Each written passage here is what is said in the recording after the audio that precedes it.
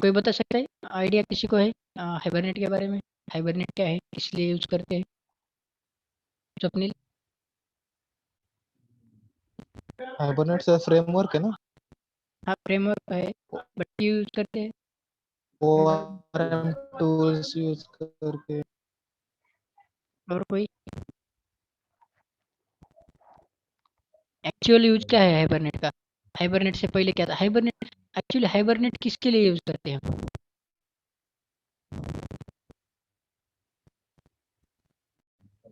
हम? कोई बता सकता है? देखो, एक तो हाइबरनेट क्यों यूज करना है, क्योंकि ओआरएम टूल डेटाबेस है वो। के ऊपर कुछ तो ऑपरेशन करने हैं। ठीक है। जब हम हाइबरनेट नहीं था तो पहले के हम क्या यूज करते थे? अब हमारा प्रोजेक्ट है, हमारा कोई तो बैकएंड है, सपोज कोई भी जावा, जावा का जो प्रोग्राम है उसका इंटरेक्शन करना है डेटाबेस के साथ। सपोज मान लेते हैं माइस्क्यूएल के साथ, तो हम पहले कौन सा यूज करते थे? जेडीबीसी। अब जेडीबीसी। जेडीबीसी में कुछ डिसएडवांटेज थे, कुछ तो प्रॉब्लम्स थे। प्रॉब्लम्स नहीं बोलेंगे, मतलब कुछ तो डिसएडवांटेज होंगे, इसलिए क्या कर दिया? फ्रेमवर्क बना दिया, उसका फ्रेमवर्क, इसका डेटाबेस का फ्रेमवर्क, कौन सा? हाइबरनेट। तो हाइबरनेट का भी बेनिफिट्स क्या है ओवर जेडीबीसी? कौन से है? अगर हम जेडीबीसी यूज करते हैं, मान लो अगर हम जेडीबीसी यूज करते हैं, तो क्या होता?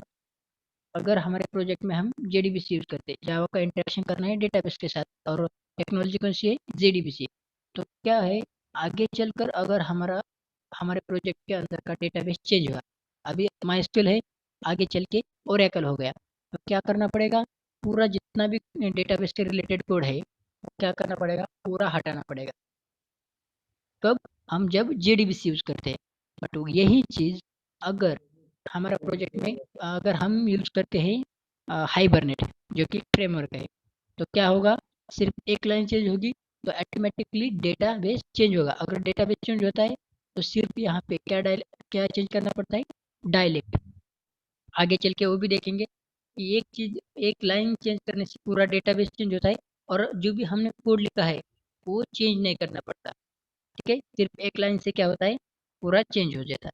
और क्या है एडवांटेजेस? ये तो हो गया एक कि डेटाबेस अगर कन्वर्ट हो जाता है माइस्क्यूएल से ओरेकल हो जाता है, तो भी हमें कोड चेंजेस करने की जरूरत नहीं पड़ती। ये एक हो गया। और कोई बता सकता है क्या है? ठीक है, चलो, एक एक हो गया। और हो सकता है कि boiler plate code. Boiler plate code पता है अभी क्या है?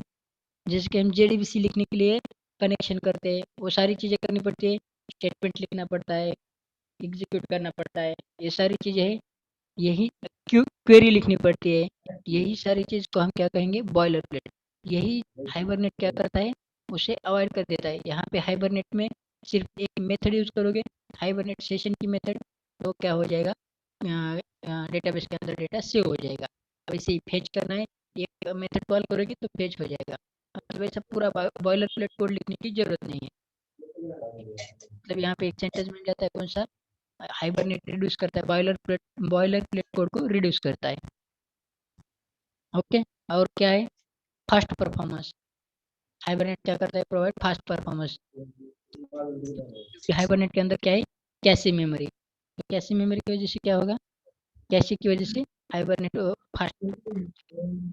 सारी चीज़ें ऐसी बहुत सारी, वो क्या करना है? एक्सप्लोर करना है। ये थेरापेटिकली चीज़ें क्या करोगे? तुम एक्सप्लोर करोगे खुद से। ठीक है। बट मेन मेन चीज़ें जितनी भी थी मैंने बता दी। क्या क्या? एक तो डेटाबेस चेंज करने पर कोड को चेंज नहीं करना पड़ता, कोड को चेंज नहीं करना पड़ता। और एक हो गया बॉयलर प्लेट कोड, और फास्ट परफॉर्मेंस। ये सारी चीज़ें समझ आ रहा है सतीश? हाँ सर। यस। ओके, और कुछ बता सकते हो? तुमने एक्चुअली लगता है काम किया है इस पे। और क्या है hibernate is advantage? ORM tool. O R M tool है। ओ आर एम मतलब क्या होता है? Object relational mapping. Object relational. वो आगे चल के देखेंगे एग्जाम्पल के। जब एग्जाम्पल देखेंगे एक्चुअली, तो उससे समझ पाएंगे ओ आर एम क्या होता है एक्चुअली। ऑब्जेक्ट रिलेशनल मैपिंग बोल रहे हैं ना, ऑब्जेक्ट है उसकी मैपिंग होती है किसके साथ? हमारे टेबल के साथ, जो भी माइस्क्यूएल का जो टेबल होगा उसके साथ। अब मुझे एक बताओ, मैंने एक सेंटेंस बोला था, कौन सा? जब हम डेटाबेस चेंज करते हैं, जैसे कि माइस्क्यूएल टू ओरेकल हो गया, तो डेटा चेंज नहीं करना पड़ता कोड जो हमने हाइबरनेट में लिखा है। बट ये हाइबरनेट सारी डेटाबेस को सपोर्ट करता है क्या? अभी डेटाबेस बहुत Yes, सारे हैं। it is a open source. नहीं, ये तो ठीक है, ओपन सोर्स है। बट मैंने क्या बोला, हाइबरनेट सारे डेटाबेसेस को सपोर्ट करता है क्या? जैसे कि माइस्क्यूएल को करता है, ओरेकल को करता है, ऐसे सारे जितने भी डेटाबेस है उन सारों को उन सारे हाँ डेटाबेस को सपोर्ट करता हाँ है। हाँ उसमें हाँ करता है yes sir. Dialect by using dialect. नहीं, ऐसा नहीं है। डायलेक्ट से तो डेटाबेस कौन सा है वो डिसाइड हो जाएगा, ठीक है। हाँ हाँ बट हाँ हाइबरनेट सपोर्ट करता है क्या बाकी सारे डेटाबेसेस को? करते हैं ना। हाँ सर करता है। नहीं, देखो अभी जैसे कि अभी मोंगोडीबी है, तो मोंगोडीबी सपोर्ट करेगा, हाइबरनेट सपोर्ट करेगा क्या मोंगोडीबी को? नहीं। तो क्या है, नहीं हाइबरनेट किस चीज़ को सपोर्ट करेगा? जो भी स्ट्रक्चरल डेटाबेस है, मतलब रिलेशनल डेटाबेस, जैसे कि ओके माइस्क्यूएल है, ओरेकल है, जो भी स्ट्रक्चरल डेटाबेस है, रिलेशनल डेटाबेस, उनके साथ क्या करेगा, हाइबरनेट सिर्फ सपोर्ट करेगा। जो जो नो एसक्यूएल है, जैसे कि मोंगोडीबी और कौन से नो एसक्यूएल डेटाबेसेस, उन डेटाबेसेस को हाइबरनेट सपोर्ट नहीं करेगा। अभी वो चेक करके देखना है, ठीक है। तो कैसे चेक करोगे हाइबरनेट किस किस को सपोर्ट करता है? जितने भी सारे डायलेक्ट्स है हाइबरनेट के अंदर, हाइबरनेट जिस किसी भी डायलेक्ट को सपोर्ट करता है वो सारे डेटाबेसेस क्या है, हाइबरनेट को सपोर्ट करता है। समझ आया अभी? ओके। ओके तो हम क्या करते हैं, अभी एग्जाम्पल करते हैं। बट पहले हाइबरनेट समझते हैं, एक नोटपैड फाइल खोलता हूँ, क्या क्या चीज़ें रिक्वायरमेंट है हमें। अभी हाइबरनेट का प्रोजेक्ट करना है तो मिनिमम चीज़ें कौन सी रिक्वायर है वो देखेंगे पहले। समझ आ रहा है ना? चलो, तो यहाँ पे लिखने से क्या होता है, हमें क्या करने वाले हैं वो एक्चुअली समझ आता है। तो यहाँ पे मैं लिख देता हूँ, हम क्या देखने वाले, हाइबरनेट, ठीक है। तो यहाँ पे हाइबरनेट का प्रोजेक्ट बनाने के लिए कौन सी स्टेप है? पहले तो हम क्या करेंगे, एक सिंपल सा प्रोजेक्ट बना देंगे। अब तक हम कौन सा प्रोजेक्ट बना देते थे? अभी स्प्रिंग बूट का कर दिया था हमने इतना सारा, ये वाला वर्क। तो इसके लिए हमने कौन सा प्रोजेक्ट बनाया था? स्प्रिंग स्टार्टर स्प्रिंग प्रोजेक्ट ना, starter project. Starter. Starter project. देखो, अभी मुझे यहाँ पे स्प्रिंग का कुछ भी नहीं करना है, सिर्फ हाइबरनेट के ऊपर फोकस करना है। एक ऑब्जेक्ट होगा स्टूडेंट एम्प्लॉय का, उसे डेटाबेस के अंदर सेव करना है। नो एपीआई, मतलब हम यहाँ पे स्प्रिंग एक एपीआई यूज नहीं करेंगे, सिर्फ हमें फोकस करना है हाइबरनेट के ऊपर। तो मैं यहाँ पे, अब हम 2 दिन तक सिर्फ हाइबरनेट देखेंगे, 2-3 दिन तक सिर्फ हाइबरनेट, 2-3 दिन मतलब 4 दिन तक जाएगा ये हाइबरनेट। ओके, तो यहाँ पे स्प्रिंग बुक का कुछ भी नहीं लेंगे, सिर्फ हाइबरनेट। तो इसके लिए हमें क्या करना पड़ेगा, एक तो जावा प्रोजेक्ट भी बना सकते हैं, या तो मेन प्रोजेक्ट भी बना सकते हैं। अगर हम जावा प्रोजेक्ट बनाते हैं हाइबरनेट का वर्क करने के लिए, तो हमें जितनी भी हाइबरनेट की जार फाइल है, वो सारी क्या करनी पड़ेगी, एक्सटर्नली डालनी पड़ेगी। और मेवन बनाते हैं, अगर हम प्रोजेक्ट मेवन से बनाते हैं तो क्या करेंगे, हम सिर्फ एक डिपेंडेंसी डालेंगे तो उसकी सारी जार्स डाउनलोड हो जाएगी। ये पता है ना, ये तो हमने स्प्रिंग बूट में भी देखा था। ओके, तो हम क्या करेंगे, ओके जार एक्सटर्नल जार कौन सी है, अभी वो पता करने के लिए वर्क टाइम जाएगा। ऐसी बहुत सारी 10-15 जार डालनी पड़ती है। उससे अच्छा हम मेवन प्रोजेक्ट बनाएंगे, एक डिपेंडेंसी डालेंगे दूसरी हाइबरनेट कोर की, और पूरी जार डाउनलोड हो जाएगी। तो कौन सा बनाना है, मेवन प्रोजेक्ट। पहली स्टेप क्या करनी है, create maven project. Okay, second step बता सकता है, अभी मैंने प्रोजेक्ट बना दिया।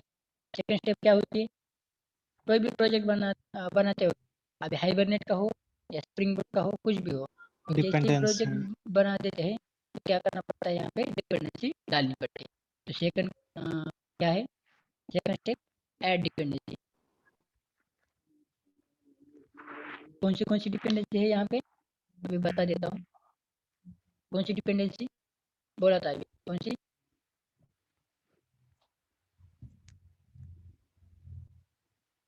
Hibernate core. ओके, और कौन सी, अभी हमें वर्किंग हाइबरनेट और माइस्क्यूएल के ऊपर करना है ना।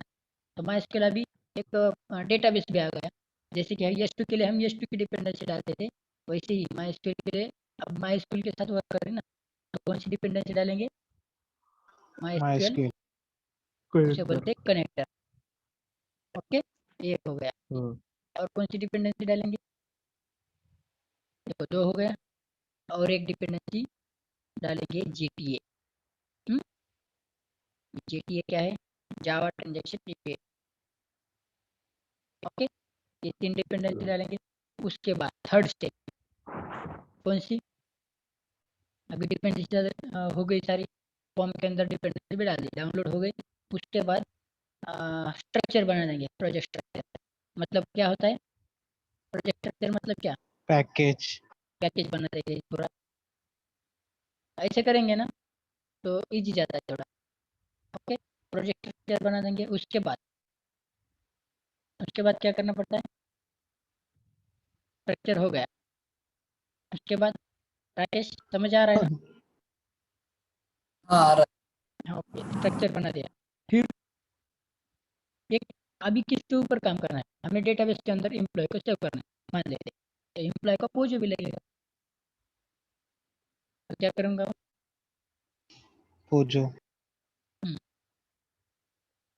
एम्प्लॉय पोजो, ये भी हो गया। और फाइनली मुझे इसको डेटाबेस के अंदर डालना है, तो उसे एक टेस्ट क्लास के अंदर मैं उसको उसका कोड करूँगा तब सेव करने का। Finally test. ओके, ये सारी चीज़ें हमें करनी है। बट इसके अंदर मेन चीज़ बाकी है। कौन सी? अभी मुझको क्या करना है? ये जो एम्प्लॉय है इसकी मैपिंग करनी है, जो भी माइस्क्यूल के अंदर टेबल होगा उसके साथ। ठीक है, तो ये तो काम हम पोजो के थ्रू कर देंगे। बट इसका कॉन्फ़िगरेशन इसको बताना पड़ेगा ना कि हमारा डेटाबेस ये है, इसके अंदर टेबल ये है, हमारे डेटाबेस का यूज़र नेम पासवर्ड ये है। ये सारी चीज़ें बतानी पड़ेगी ना। उसी फाइल को क्या बोलते हैं? Configuration file. तो किस नाम से होती है ये फाइल? hibernate.cfg.configure कौन सी फाइल होती है? XML। एक ध्यान दो, पहले तो मैं बताना चाहता हूँ, ये जो हम कर रहे हैं ना, ये जो कर रहे हैं ना माइस्क्यूल का माइस्क्यूल और हाइबरनेट का इंटरेक्शन, तो ये दो तरीके से कर सकते हैं। हेलो हेलो हेलो सर, आवाज कट के आ रहा है सर। ओके, हाँ हेलो, अब आ रहा है? हेलो, हाँ सर, ठीक। ठीक है। हाँ आ रहा है अभी। ओके, तो देखो, एक तो 2 तरीके हैं। एक 2 तरह का कॉन्फ़िगरेशन होता है। अभी कॉन्फ़िगरेशन कर रहे हैं ना, तो कॉन्फ़िगरेशन 2 तरीके का होता है।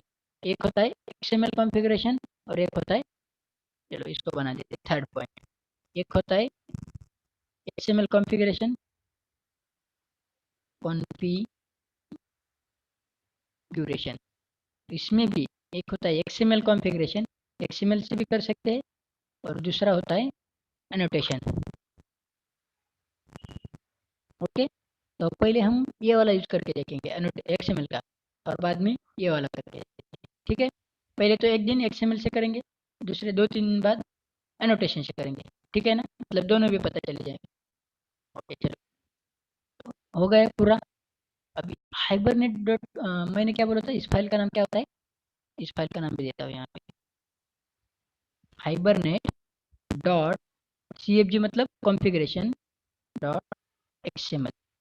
ओके, तो ये फाइल लिखते कैसे है, कहाँ से लिखते हैं या कहाँ से उठाना पड़ता है ये भी बताऊंगा। तो पहले क्या करते हैं हम, मैं प्रोजेक्ट क्रिएट कर देते हैं। चलो, इसी के अंदर क्या करता हूँ मैं, फाइल न्यू, कौन सा प्रोजेक्ट? अभी जावा प्रोजेक्ट भी नहीं है और स्प्रिंग स्टार्टर भी नहीं, कौन सा बनाना है? मेवन। अगर यहाँ पे कहीं पे नहीं दिखता, देखो यहाँ पे कहीं पर नहीं दिख रहा है, यहाँ पे मेवन प्रोजेक्ट, तो ऑर्डर में जाके यहाँ पे देखना है, तो यहाँ पे मिल रहा है मेवन प्रोजेक्ट। अगर यहाँ पर भी नहीं है तो यहाँ पे सर्च कर देना है। ठीक है, यहाँ पे मिल रहा है, नेक्स्ट कर देंगे। अभी एपीआई ऐसा कुछ नहीं है, मतलब वेब का कोई भी कुछ भी नहीं है, तो सिंपल क्रिएट प्रोजेक्ट कर देंगे। अगर सिंपल नहीं बना देते, ठीक है, यहाँ पे सेलेक्ट देता हूँ, अनसेलेक्ट करता हूँ। ठीक है, और नेक्स्ट करता हूँ, तो देखो यहाँ पे कैटलॉग्स है, इसमें से और कैटलॉग। ठीक है, तो यहाँ पे एक ऑप्शन आ जाता है, यहाँ पे देना पड़ेगा साइट, तो यहाँ पे आता है वेब। ठीक है, बट हमें वो करना नहीं, चलो सिंपल कर दे रहे हैं, क्रिएट सिंपल प्रोजेक्ट। नेक्स्ट करना है स्टेप। देखो क्या क्या कर दिया मैंने, फाइल से न्यू मेवन प्रोजेक्ट और क्रिएट सिंपल को चेक कर दिया। यहाँ पे ग्रुप आईडी फॉर्म देते हैं, आर्टिफैक्ट आईडी मतलब क्या करना है, तो यहाँ पे कुछ तो देते हैं हम नाम, हाइबरनेट ऑपरेशन, ठीक है। चलो हाइबरनेट क्रड ऑपरेशन ऐसा नाम देते हैं। क्रड मतलब क्रिएट रीड अपडेट डिलीट, इसको क्रड बोलते हैं, ठीक है। इतना हो गया, इतना ही सेलेक्ट करना है। इसके बाद हम क्या कर देंगे, फिनिश। देखो मेवन है मतलब ये भी डाउनलोड ही होगा, स्ट्रक्चर प्रोजेक्ट क्रिएट हो रहा है, बट हमने यहाँ पर एक भी डिपेंडेंसी नहीं डाली, ठीक है। चलो देखो अब मेवन प्रोजेक्ट क्रिएट होने के बाद कैसा स्ट्रक्चर आता है वो भी देखेंगे। आवाज आ रही है ना क्लियर? आ रही। ठीक है, ओके बन गया, नहीं चालू है।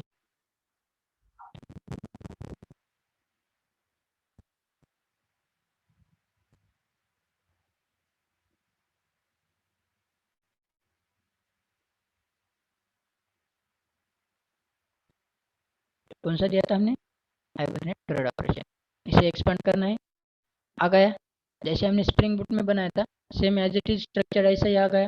मतलब स्प्रिंग बूट ही इंटरनली मेवन ही होता है, स्प्रिंग बूट का स्ट्रक्चर कैसा होता है, मेवन जैसा है।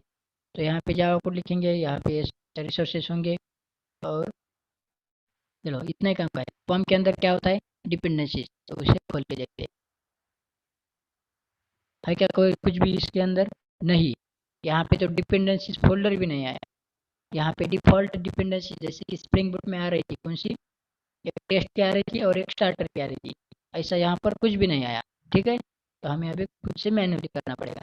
तो डिपेंडेंसीज किसके अंडर होती है, डिपेंडेंसीज के अंडर डिपेंडेंसी होती है। तो पहला टैग तो बनाना पड़ेगा, डिपेंडेंसीज। हेलो सतीश, हाँ सर। हाँ आवाज आ रही है ना मेरी? हाँ ठीक है, तो राकेश, आ रही। ठीक है चलो, इतना समझ आ रहा है ना क्या क्या किया मैंने अब तक? अभी मैं सेकंड स्टेप yes, करने जा रहा हूँ, कौन सी, डिपेंडेंसी ऐड करने जा रहा हूँ। तो डिपेंडेंसी कौन सी है, हाइबरनेट कोर, माइस्क्यूएल कनेक्टर और जीटीए। अभी ये कहीं से तो लेनी पड़ेगी, ठीक है। चलो ठीक है, हम जाते हैं वापस। बट डिपेंडेंसी भी कहाँ पे होती है, डिपेंडेंसी स्टैक के अंडर डिपेंडेंसी होती है। यहाँ पे क्या होगी, डिपेंडेंसी, तो कौन सी, हाइबरनेट कोर। तो क्या करना है, सिंपली गूगल पे जाना है और हाइबरनेट कोर की डिपेंडेंसी यहाँ से लेना है। हाइबरनेट कोर ऐसा कुछ तो डालो मेमोरी रिपोजिटरी, तो आ जाती है यहाँ पे हाइबरनेट कोर की।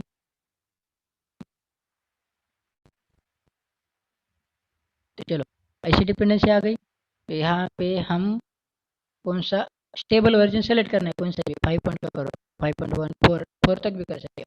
अभी 6 का पता नहीं प्रॉब्लम क्या आते हैं क्या नहीं, मैंने यहाँ तक यूज़ करके देखा है 5.4, तो यही सेलेक्ट करो।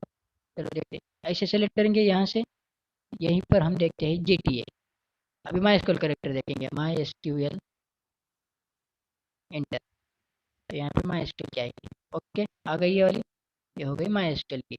ऐसे ही क्या सेलेक्ट करना है, माई एसक्यूएल की लेते वक्त हमारा जो माई एसक्यूएल है वही लेना है।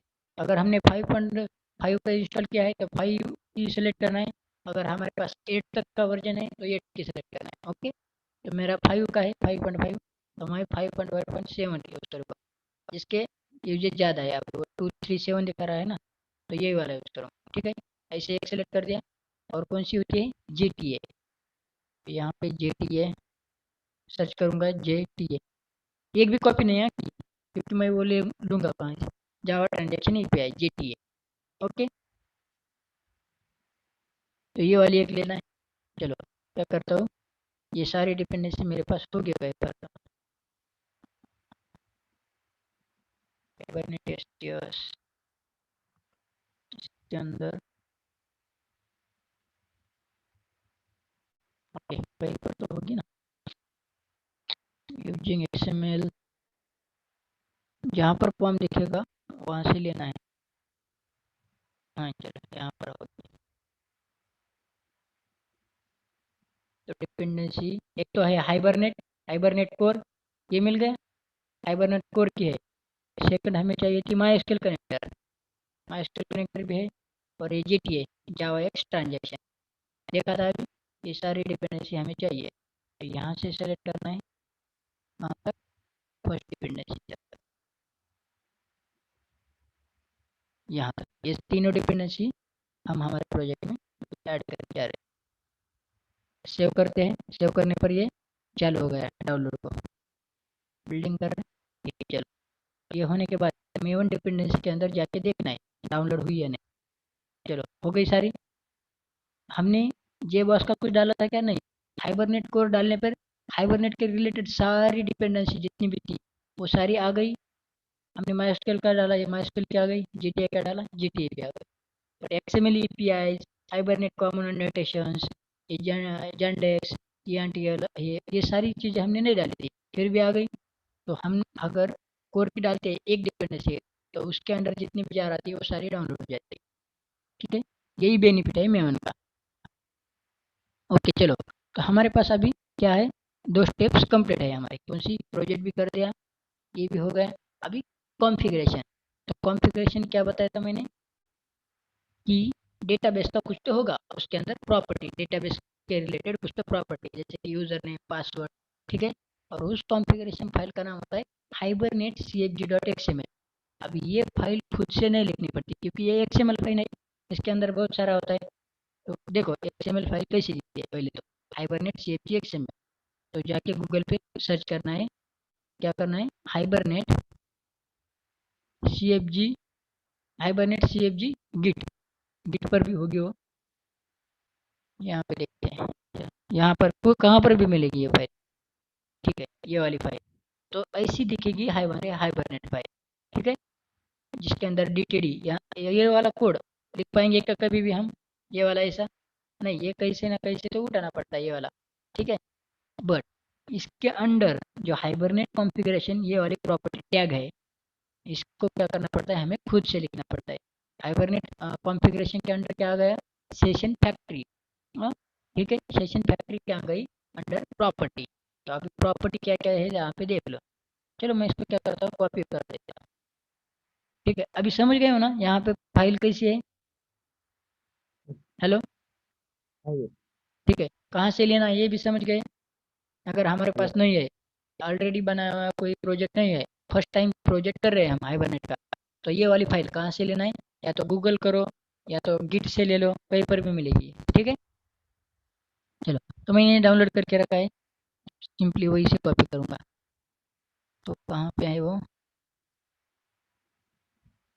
हम्म, ठीक है, ये वाली फाइल। ठीक है, इसको कॉपी करता हूँ। अब इस फाइल को ओपन करके देखेंगे उसके अंदर क्या है। कहाँ पे रखना पड़ता है, जो भी कॉन्फ़िगरेशन फाइल्स है वो कहाँ पे रखेंगे, रिसोर्सेज के अंदर। चलो इसको क्या करते हैं हम, यहाँ पे पेस्ट कर देते हैं। ओके, तो अभी हाइबरनेट रिसोर्सेज के अंदर hibernate.cfg.xml फाइल है। इसको क्लोज कर देते हैं। अभी इसको ओपन करके देखते हैं इसके अंदर क्या है। ठीक है, तो हमें हमारे हमारे काम का क्या है, इतना ही। यहाँ पे अगर हम क्या करेंगे, एक एक चीज़ समझ लेंगे। यहाँ पे देखो, hibernate connection driver class JDBC के अंदर भी है, यहाँ पर भी है। तो क्या ड्राइवर है हमारा, कौन सी, किसके साथ वर्किंग कर रहे हैं, MySQL का, MySQL के साथ। तो यहाँ पे MySQL का ड्राइवर आएगा। क्या है, com.mysql.jdbc ड्राइवर, यह है। यहाँ पे हमारा MySQL का पासवर्ड देना पड़ता है। MySQL मतलब क्या है, यहाँ पे देखो, अभी दिखाना पड़ता है। ये जो MySQL है ना, ये वाला MySQL, यहाँ पे पासवर्ड डालते हैं एडमिन, तो इसके अंदर एंट्री हो जाती है।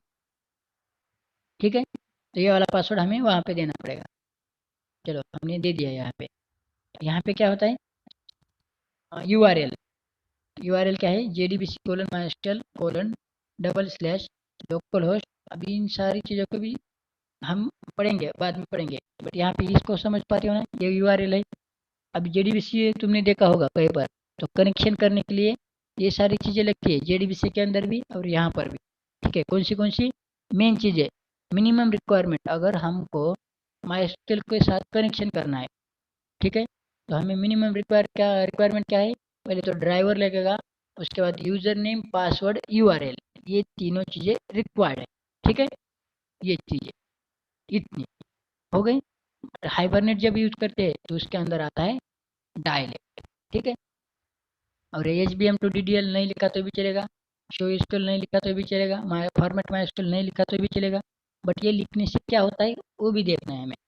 ठीक है, टाइम आउट हो गया 10 डायलेक्ट से क्या होता है हाँ ठीक है, कितना तो समझ आया ना, रूट तक, यूजर नेम, पासवर्ड, URL और ड्राइवर, ये समझ गए। हाँ हाँ हाँ। तो अभी डायलेक्ट, तो डायलेक्ट क्या बताता है, हम यूज कर रहे हैं हाइबरनेट, तो हाइबरनेट के अंदर हम अगर यहाँ पे डायलेक्ट यूज करते हैं MySQL, तो हाइबरनेट को पता है कि हम किसके साथ वर्किंग कर रहे हैं, MySQL के साथ, तो जो भी हमारा डेटाबेस होगा उसका यहाँ पे डायलेक्ट होगा। अगर यहाँ पे ओरेकल यूज करते हैं तो ओरेकल का डायलेक्ट आएगा। समझ गए।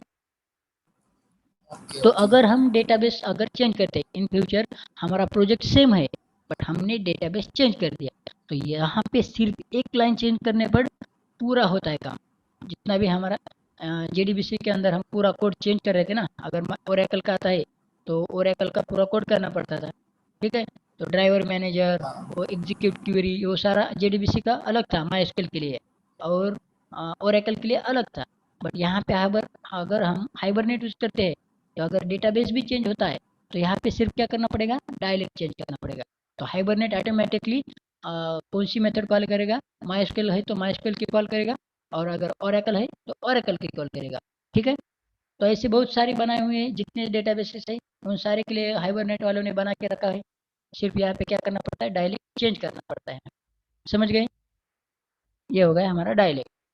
अब ये HBM2DDL डॉट ऑटो लिखा है ना, तो ये किस लिए है, हम जब हमारा पोजो क्लास लिखेंगे, हाँ, तो ये वहाँ पर अगर हम पोजो का कॉन्फ़िगरेशन करते हैं, ठीक है, पोजो का मैपिंग करते हैं हम टेबल के साथ, तो अगर हम यहाँ पे HBM2DDL ऑटो लिख देते हैं और यहाँ पे अपडेट, क्रिएट, ऐसे 2-3 होते हैं, अगर हम यहाँ पे क्रिएट या अपडेट लिखते हैं तो डेटाबेस के अंदर टेबल ऑटोमेटिकली जनरेट होगा। हमें सिर्फ क्या करना पड़ेगा, ये जो डेटाबेस है EmployeeDB, ये यहाँ पे क्रिएट करने पड़ेगा डेटाबेस के अंदर। तो जो भी हमारा पोजो क्लास होगा हम जो यहाँ पे बनाएंगे, वो उसका मैपिंग उसके टेबल के साथ हो जाएगा और वो टेबल ऑटोमेटिकली क्रिएट हो जाएगा। ओके, जो भी पोजो का नाम होगा उस नाम से टेबल जनरेट होगा, और जो भी पोजो के अंदर फील्ड्स है वो फील्ड से वो कॉलम क्रिएट हो जाएंगे। समझ आया। कब कब होगा ये, अगर हम HBM2DDL ऑटो अपडेट या तो क्रिएट करते हैं। ठीक है, अभी ये क्रिएट करने पे क्या होता है, अपडेट करने पे क्या होता है, ये बाद में देखेंगे, बट अभी अपडेट से क्या होता है, यहाँ पे क्रिएट हो जाता है टेबल। ओके, शो एसक्यूएल से क्या होता है, शो एसक्यूएल से कंसोल पे क्वेरी एग्जीक्यूट हो जाती है। अगर हम अभी वो बाद में देखेंगे, ये दोनों चीज़ें हम डायरेक्टली प्रैक्टिकल में देखा हूँ। ओके, समझ आया यहाँ तक। हाँ। ठीक है, चलो 5 मिनट बचे, टर्मिनेट करके आगे चालू करना है, कंटिन्यू कर दूँ ना, स्टॉप। कितना बचा है अभी, प्रोजेक्ट स्ट्रक्चर बनाएंगे, पोजे बनाएंगे और टेस्ट करके गेट और सेव का कर देंगे हम, और देखेंगे हाइबरनेट में कितना ईजी है, वही JDBC में कितना लिखना पड़ता है। ओके, कंपेयर भी करके देखेंगे। करूँ स्टॉप। हाँ हाँ सर।